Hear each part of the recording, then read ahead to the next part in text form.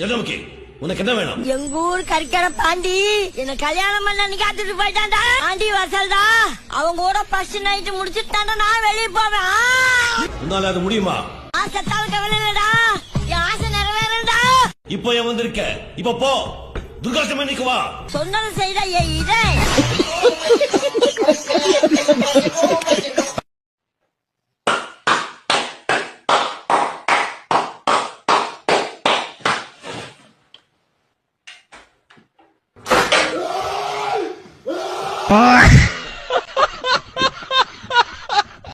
வர வேண்டிய நிதி வர மாட்டேங்குது.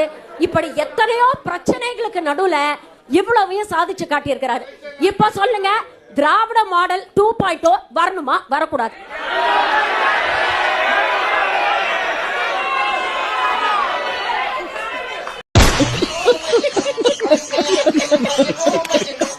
அப்புறம் விஜய் மேல எங்களுக்கு தனிப்பட்ட விமர்சனமோ விரோதமோ எதுவும் கிடையாது சார்.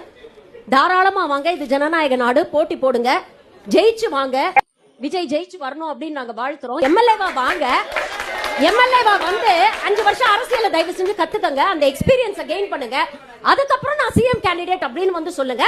கண்டிப்பா உங்க மேல நம்பிக்கை இருந்ததுன்னா மக்கள் ஏத்துக்கிட்டு ஓட்டு போடுவாங்க.